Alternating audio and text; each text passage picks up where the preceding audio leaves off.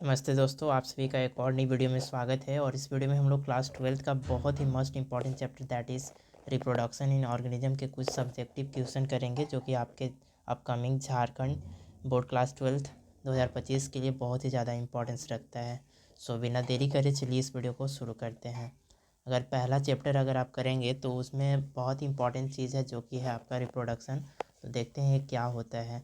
कहता है the process by which organism produce there on life progeny is called reproduction. यानी कि हिंदी में कह रहा है जनन क्या है, तो वह जैविक प्रक्रम जिसके परिणाम स्वरूप जीव अपने समान संतति को उत्पन्न करता है उसे जनन कहते हैं। नेक्स्ट क्वेश्चन नंबर सेकेंड देखेंगे। क्वेश्चन नंबर सेकेंड कह रहा है how many reproduction are there, यानी कि रिप्रोडक्शन के कितने टाइप होते हैं। तो बेसिकली इसके दो टाइप देखे जाते हैं, that is sexual reproduction and asexual reproduction. यानी कि जनन के कितने प्रकार होते हैं, तो इसके दो प्रकार होते हैं। ठीक है, एक नंबर जो भी मिलता है 1 नंबर टाइप क्वेश्चन है, मतलब कि क्या बोलते हैं very short answer type question, इससे आपको 1 नंबर मिल जाएंगे। नेक्स्ट क्वेश्चन नंबर थर्ड आपकी स्क्रीन पे है। क्वेश्चन नंबर थर्ड कह रहा है by which method asexual reproduction takes place in yeast. Yeast में किस मेथड के थ्रू एसेक्सुअल रिप्रोडक्शन देखने को मिलता है। तो इसका मतलब जो आंसर है आपका that is budding. Budding in yeast के थ्रू आपका एसेक्सुअल रिप्रोडक्शन देखने को मिलता है, किस चीज़ में, ईस्ट में। नेक्स्ट क्वेश्चन नंबर फोर है। क्वेश्चन नंबर फोर कह रहा है why is the reproduction essential in organism. Organism में रिप्रोडक्शन क्यों ज़रूरी है, जीवों के लिए जनन क्यों अनिवार्य है।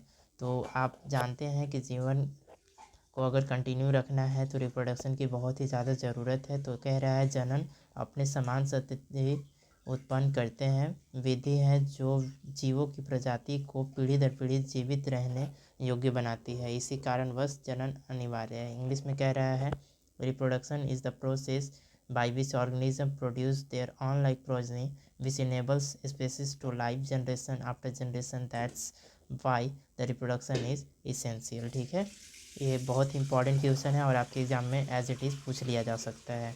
तो क्वेश्चन नंबर 5 देखेंगे। क्वेश्चन नंबर 5 कह रहा है which method of reproduction is better and why. Reproduction का कौन सा मेथड बेस्ट है, और अगर है तो क्यों है। तो इसका रीज़न भी आपको बताना है, तो रीज़न लिखेंगे।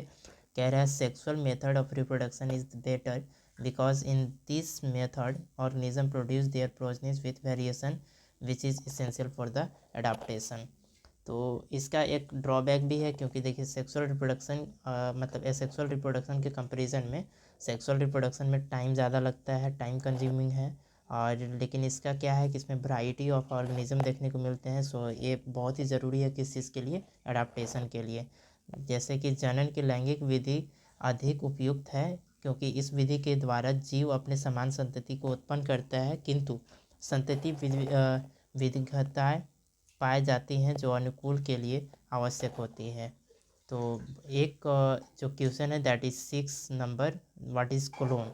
क्लोन बहुत ही इंपॉर्टेंट क्वेश्चन है, तो इसको देख लीजिएगा क्या कहता है व्हाट इज़ क्लोन। तो क्लोन देखिए समझाता हूँ मैं आपको।